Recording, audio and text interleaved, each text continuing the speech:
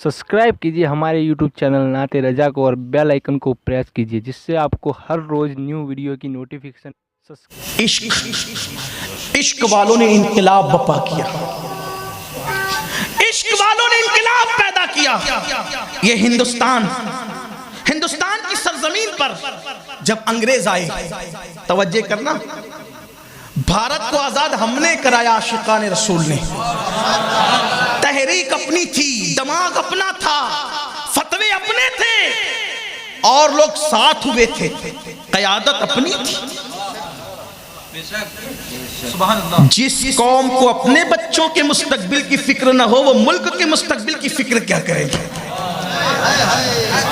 जो घर में आते हैं तो मोबाइल लेकर बैठ जाते हैं, उन्हें परवाह नहीं है कि बच्चा स्कूल जा रहा है कि नहीं जा रहा है, बच्चा मदरसा जा रहा है कि नहीं जा रहा है, बच्चा एग्जाम की तैयारी कर रहा है कि नहीं कर रहा है। माँ टीवी में बैठ गई, बाप मोबाइल लेके बैठ गए, बच्चों की तरबियत करना किसने है।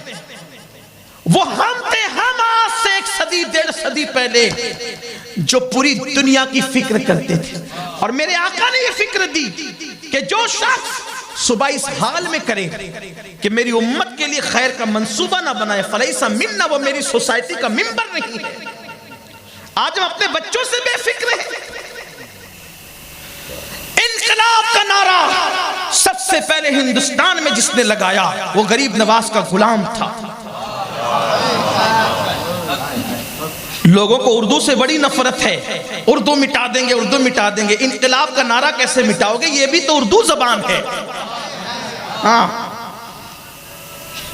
दुनिया ने बहुत जबानों को प्रमोट किया, लेकिन इनकलाब का नारा लगाने पर आज भी मजबूर है।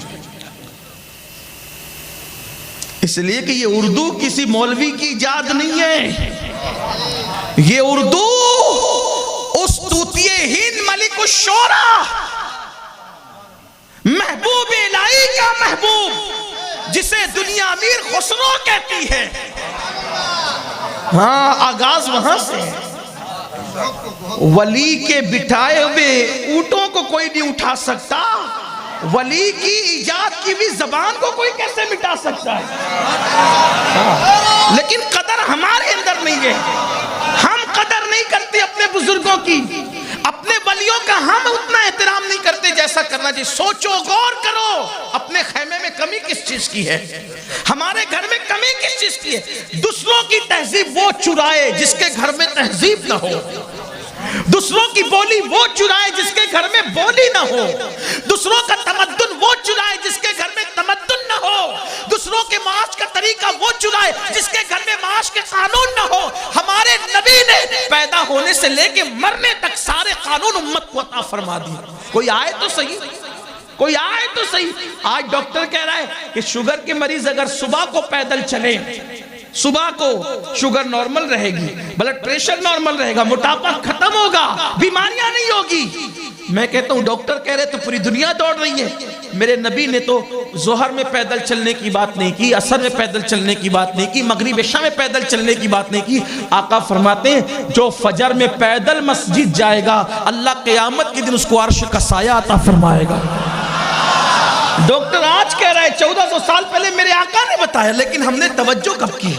हुजूर ने फजर के लिए उभारा, पैदल जाओ मस्जिद, सुबह के वक्त पैदल जाओ मस्जिद, लेकिन नहीं, हुजूर की बात में तवज्जो, क्योंकि इश्क का ताका कहीं और से लगा हुआ है, दावा और जगह है, ताका और जगह है, दिल कहीं और जगह लगा हुआ है। तो मैं कह रहा था कि हिंदुस्तान के अंदर इनकलाब, जिहाद का फतवा दिया अल्लामा फजल खैराबादी, आपको पता होगा। फिर उस पर तायदी दस्तखतें उलमा की हुई। जो लोग अभी आजकल बातें करते हैं ना कि नबी हाजिर नहीं, नाजिर नहीं, गैब नहीं, ये नहीं, वो नहीं, ये सब लोग बेचारे पैदा भी नहीं हुए थे। ये भी हंसने की बात नहीं है, आप हंसा नहीं करें हंसने से, और वो भी चिल्ला के नहीं हंसा, मुस्कुराते रहो, अल्लाह तुम्हें सदा मुस्कुराता रखे। कहानी लगाना, हंसना नहीं, और हंसने से दिल मुर्दा होता है, कहा लगाने से दिल मुर्दा होता है।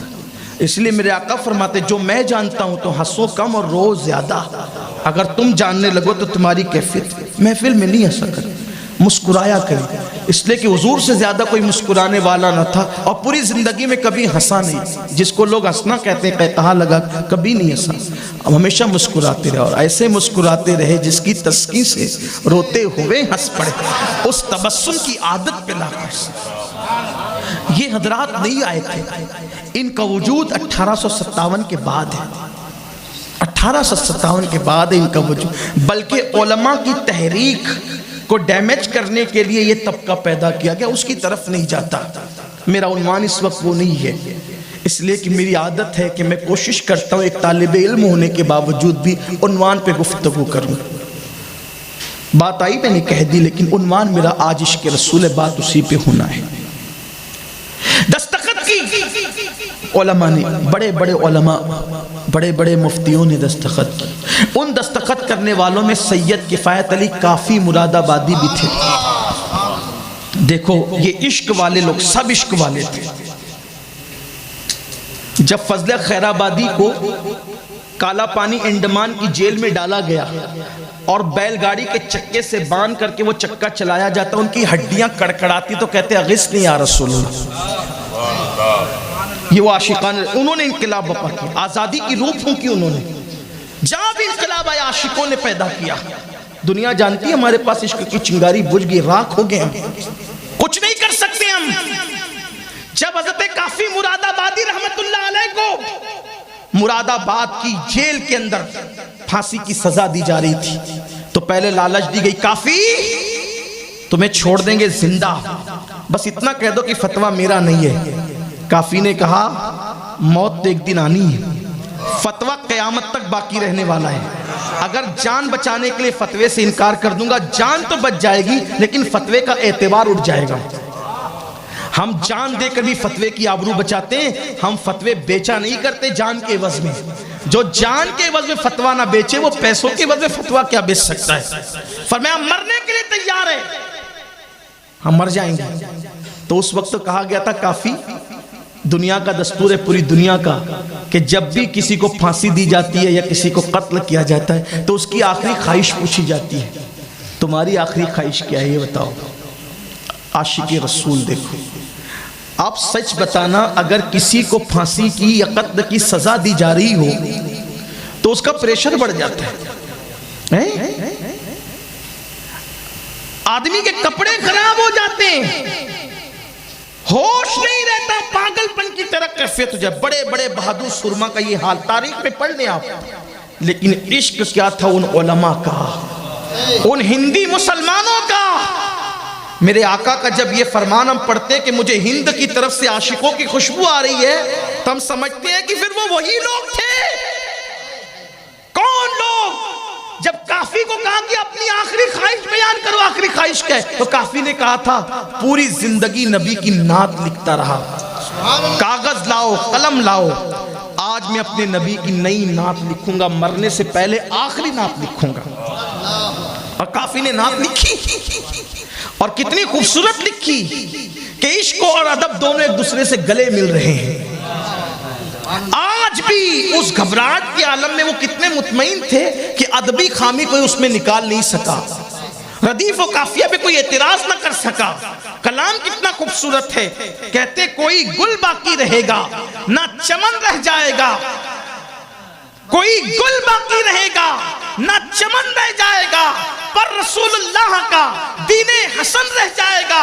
اطلس و کمخاب کی پوشاک پہ نازا نہ ہو، اس تنے بے جان پر خاکی کفن رہ جائے گا۔ ہم سفیر و باغ میں ہیں، کوئی دم کا چہچہا، بلبلیں اڑ جائے گی، سونا چمن رہ جائے گا۔ جو پڑے گا صاحب لولاک کے اوپر درود، آگ سے محفوظ اس کا تن بدن رہ جائے گا۔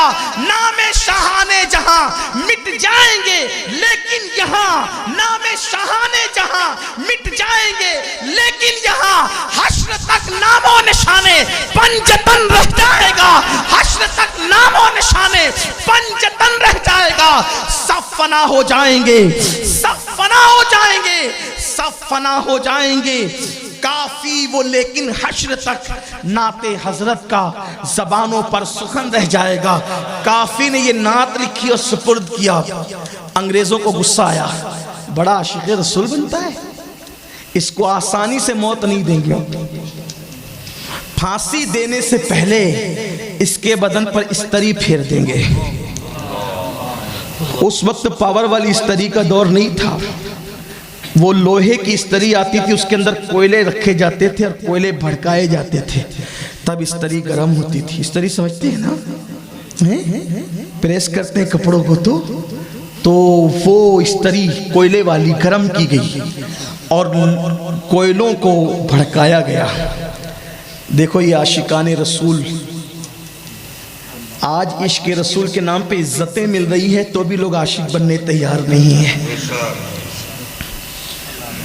جو قوم اپنے چہرے پر داڑھی کے چند بال عشق رسول کے نام پہ نہ بڑھا سکیں, وہ بدن پہ استریاں کیا پھروا سکتے ہیں. یہ زیادہ دن کی بات نہیں, صرف 150 سال پہلے کی بات ہے. گویا کہ آپ اس کو کل ہی کہہ سکتے ہیں. ابھی پچھلی صدی کی بات ہے. کافی کے بدن پر کوئلوں کی استری پھرائی جا رہی تھی. لیکن یاد رکھنا, جب واقعی دل میں عشق رسول ہوتا ہے نا, تو حضور اس طرح کسی کے رحم و کرم پر بھروسے پہ نہیں چھوڑ دیتے. عاشقوں پہ جب مصیبت آتی ہے تو حضور اپنی آستین کا چادر کا دامن لے کر خود آتے ہیں. جب کافی کے بدن پر استری پھیری جا رہی تھی اور بدن جل رہا تھا تو کافی کی آنکھ میں آنسو تھے, لیکن سامنے دیکھا تو حضور کھڑے ہوئے مسکرا رہے تھے, تسلی دے رہے تھے. کافی نے جب میرے آقا کو دیکھا تو عرض کی, آقا آپ آ گئے اس موقع پر, میں نے بہت دیر کی, کاش مجھے پہلے معلوم ہوتا کہ آپ کے عشق میں بدن پہ استری چلواؤں گا تو آپ کا دیدار ہوگا, تو اتنی دیر کیوں کرتا, یہ کام میں اور پہلے کر لیتا تاکہ آپ کا دیدار مجھے نصیب ہو. یہ تھے عشاق. بدن پر استریاں چلا دی گئی, انقلاب بپا کی. دنیا جانتی ہے کہ عاشق انقلاب بپا کرتے ہیں, اور وہ جو چنگاری تھی نا آزادی کی, آخر وہ شعلہ جوال بن کے رہی, ہندوستان آزاد ہو کے رہا. یہ ان عاشقوں کے لگائے ہوئے باغ تھے جن کو بعد میں پانی دیے گئے اور ان کو پھر آبیاری ان کی گئی, اور پھر یہ چمن ہرا بھرا ہو گیا. تو عمل کے عاشق رسول